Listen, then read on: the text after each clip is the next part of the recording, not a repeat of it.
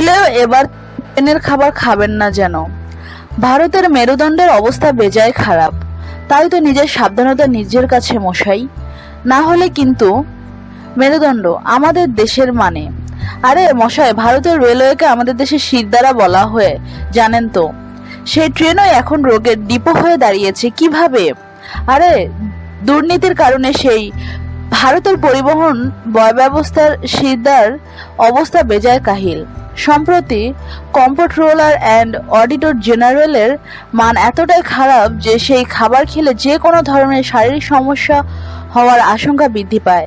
এখানেই শেষ নয়, দেশের একাধিক স্টেশন ও ট্রেনে ক্যাগের বিশেষ প্রতিনিধি দল অভিযান চালিয়েছিল। সেই সময় তারা খাবারের যে নমুনা সংগ্রহ করেন তা পরীক্ষা করে দেখা যায় সেই সব খাবারে এত পরিমাণে ব্যাকটেরিয়া এবং জীবাণু রয়েছে যা মুহূর্তে শরীরের ক্ষতি করতে পারে। তাই তো এখন ট্রেনের খাবার খেতে মানা করছেন চিকিৎসকরা। কেউ যদি এই খাবার খেয়ে ফেলেন তাহলে কি হতে পারে? সাধারণত যেসব ব্যাকটেরিয়ার সন্ধান ট্রেনের খাবারে পাওয়া গেছে তা শরীরে প্রবেশ করলে ডায়রিয়া, জ্বর, মাথা যন্ত্রণা, রক্ত পায়খানা, ইকোলনই, বমি, পেটে যন্ত্রণা এবং পায়ে মারাত্মক যন্ত্রণা হওয়ার মতো সমস্যা হতে পারে। তাই সাবধান থাকাটা জরুরি।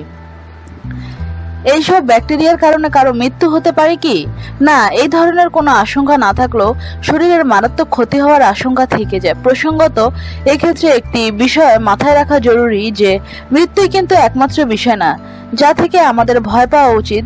এইসব ব্যাকটেরিয়ার কারণে মৃত্যু না হলেও যে যে রোগগুলি হয়ে থাকে সেগুলো কিন্তু কম ক্ষতিকারক নয়।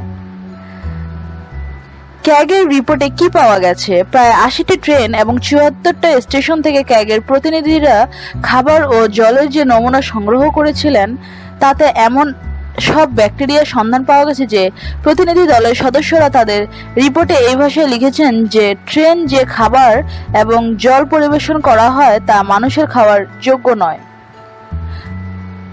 তাহলে বাঙালি মানেই ভ্রমণ প্রিয়, তাই আমাদের পক্ষে ট্রেনকে উপেক্ষা করে কোনো মতেই সম্ভব নয়। তাই খাবারকে তো করা যেতেই পারে।